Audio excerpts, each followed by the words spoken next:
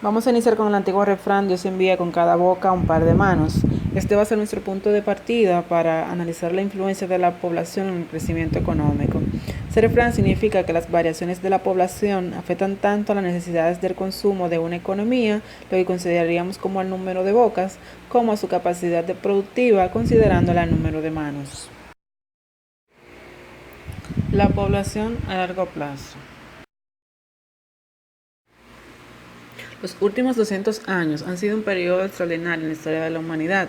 Los niveles de vida de todos los países del mundo han comenzado a mejorar significativamente hasta los últimos 200 años. Como se muestra en esta figura, el tamaño de la población humana desde el año 10.000 a.C. Durante la mayor parte de la historia, la población ha sido poco densa en comparación con los 6.400 millones que habían en el año 2000 de habitantes. Por ejemplo, todavía en el año 1000 después de Cristo había en la Tierra menos habitantes que lo que había en el 2000 en los Estados Unidos.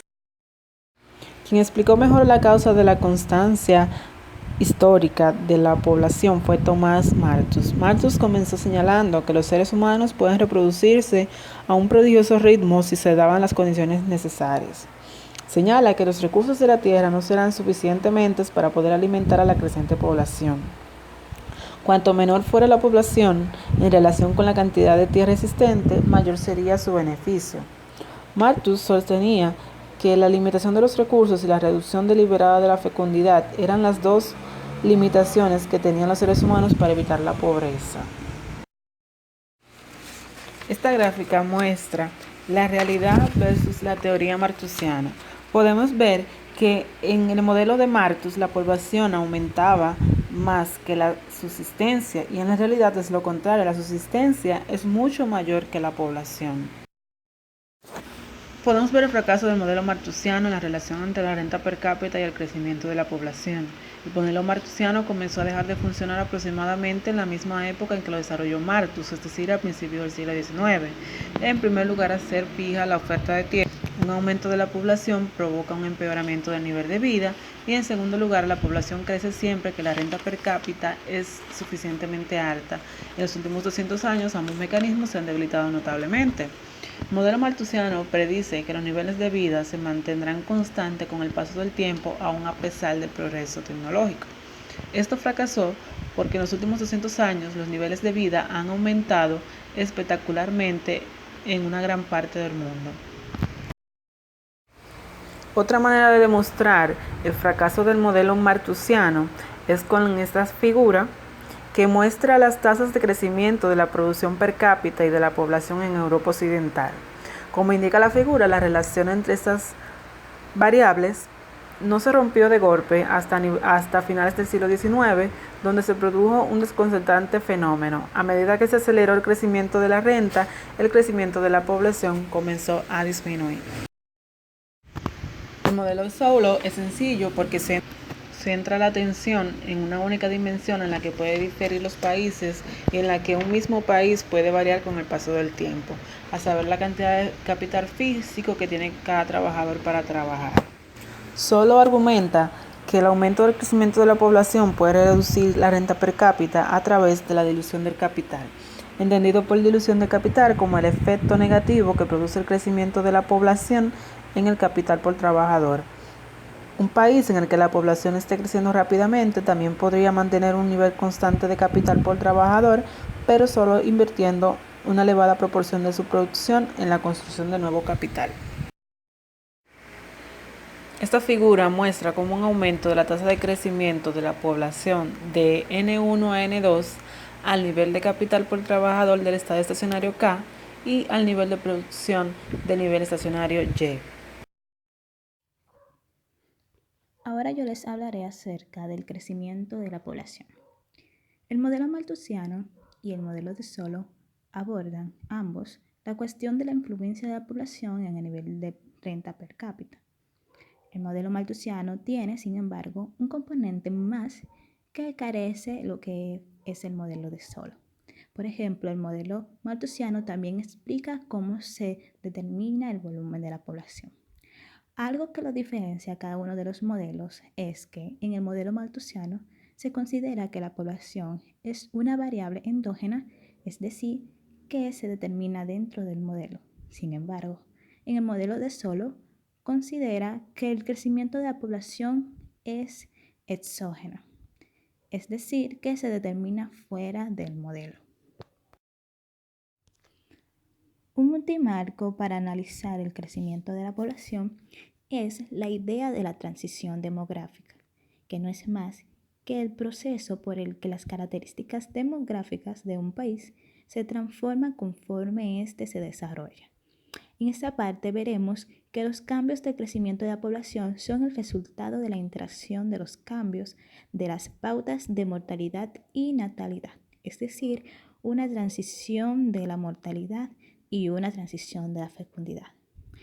En la transición de la fecundidad vemos que la disminución que ha experimentado la mortalidad en los últimos 200 años ha sido una de las transformaciones más notables en la historia de la humanidad, por los que los demógrafos miden la mortalidad calculando la esperanza de vida al nacer, que es el número de medio de años que puede esperarse que viva un recién nacido.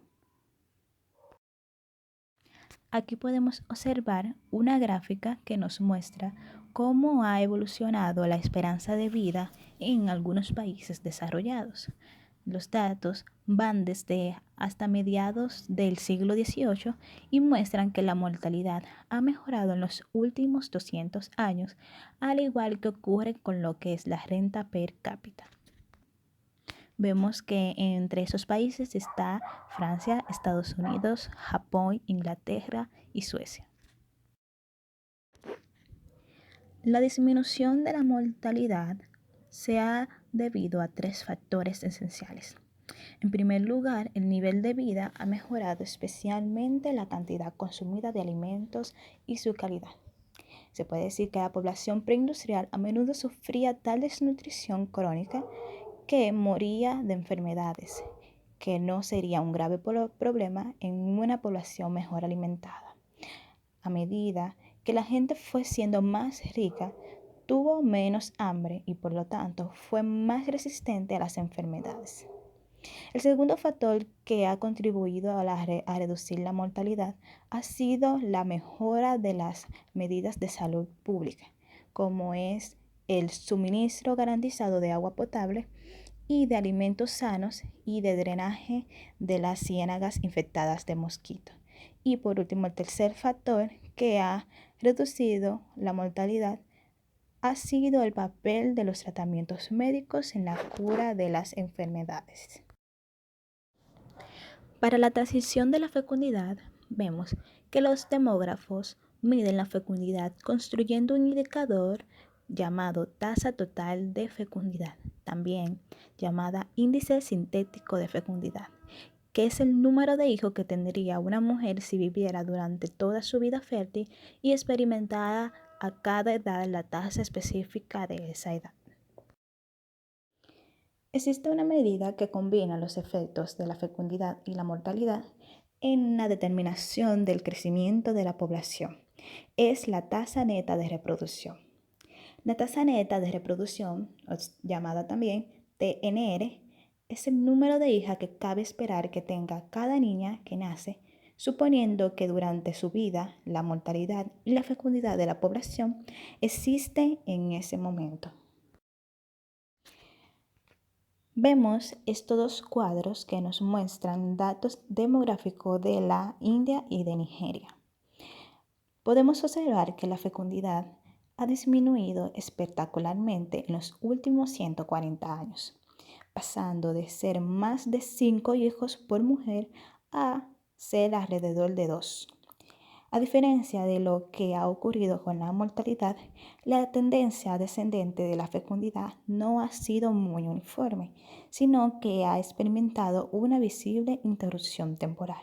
Es lo que podemos observar en un acontecimiento llamado la explosión de la natalidad que se dio entre 1946 a 1964. La explicación de la transición de la fecundidad vemos que, por el contrario, es más difícil de explicar que la transición de la mortalidad, ya que para analizar la transición de la fecundidad hay que analizar la capacidad de los individuos para controlar su número de hijos.